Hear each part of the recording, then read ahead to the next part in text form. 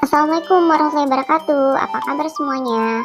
Nah, buat kalian yang belum channel ini, jangan lupa di subscribe, like, dan komen. Nah, jadi pada kesempatan ini akan melanjutkan mata pelajaran sejarah peminatan kelas 10 IPS. Nah, jadi pada kesempatan ini kita akan membahas keterkaitan peristiwa sejarah dan kehidupan masa kini. Nah, kehidupan kita pada masa lalu mempengaruhi perjalanan hidup kita pada masa kini dan masa depan. Begitu pula dalam sejarah, berbagai peristiwa pada masa lalu dapat menjadi pedoman hidup pada masa kini dan yang akan datang. Pengalaman masa lalu dari tokoh nasional pendiri bangsa Indonesia memberikan banyak pelajaran berharga seperti semangat pantang menyerah, rela berkorban, keberanian, dan kesetiakawanan. Nah, pelajaran tersebut perlu dipahami dan diteladani agar kita menjadi pribadi yang lebih baik.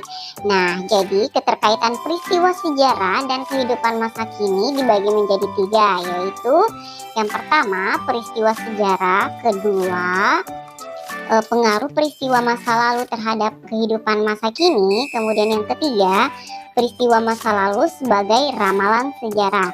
Nah, kita akan bahas ketiga-tiganya. Yang pertama, peristiwa sejarah. Nah, jadi tidak semua peristiwa dapat dikatakan sebagai peristiwa sejarah.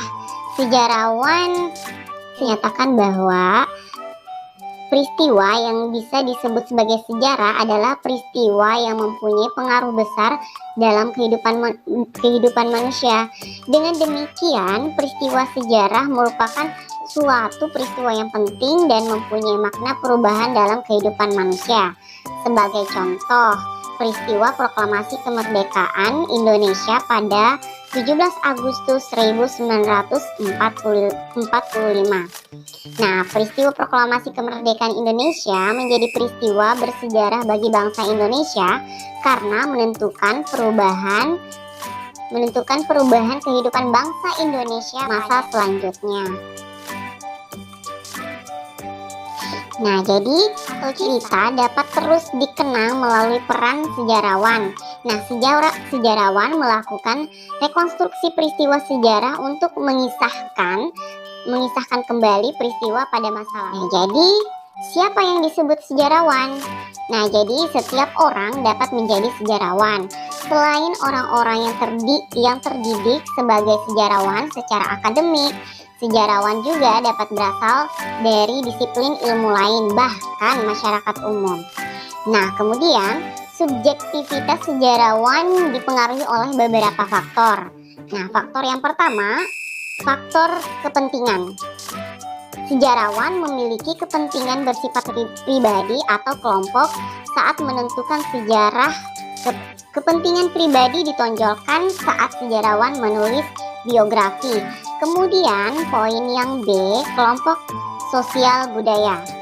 Perbedaan latar belakang kelompok sosial budaya, seorang sejarawan memberikan perbedaan dalam menulis sejarah. Kemudian poin yang C, perbendaharaan pengetahuan sejarawan turut mempengaruhi kisah sejarah. Pengetahuan yang dimaksud adalah pengetahuan fakta dan pengetahuan dari ilmu pengetahuan. Kemudian poin yang D, kemampuan berbahasa. Nah, sejarawan juga harus dapat merekonstruksi fakta sejarah, kemudian menyusun dalam bentuk cerita sejarah yang dapat dibaca oleh orang lain.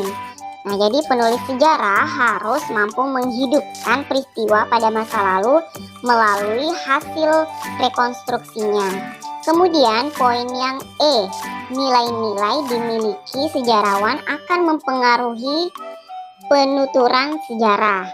Nah, nilai-nilai tersebut bersumber dari agama, moral, etika, dan nasionalisme.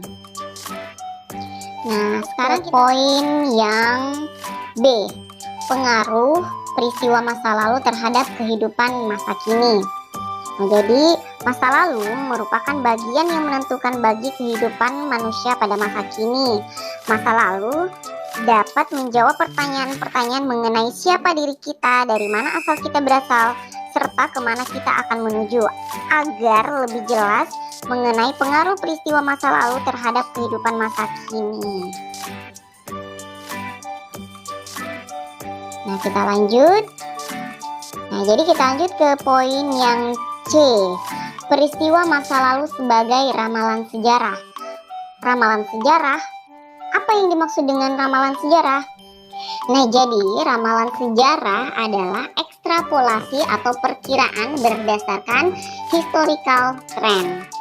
Nah, dalam sejarah masa lalu dijadikan tempat berpijak untuk menentukan langkah-langkah pada masa kini dan masa yang akan datang. Nah, jadi menurut ahli Kunto Wijoyo, sejarah dapat dijadikan sebagai alat untuk meramal masa depan. Nah, meskipun demikian, ramalan sejarah tidak seperti ramalan yang bersifat pasti, karena kehidupan manusia itu bersifat dinamis. Lanjut. Nah, jadi kehidupan manusia tidak terlepas dari 3 dimensi, yaitu masa lalu, masa kini, dan masa yang akan datang. Segala sesuatu yang terjadi pada masa lalu akan menjadi kondisi pada masa kini. Oleh karena itu, masa lalu dapat menjadi pelajaran yang dijadikan pedoman untuk menjalankan kehidupan. Sementara itu, masa kini merupakan suatu kenyataan dan masa depan merupakan sebuah harapan. Dengan demikian, jadikan masa lalumu sebagai pijakan untuk melakukan hal yang terbaik pada masa kini dan demi kehidupanmu yang akan lebih baik.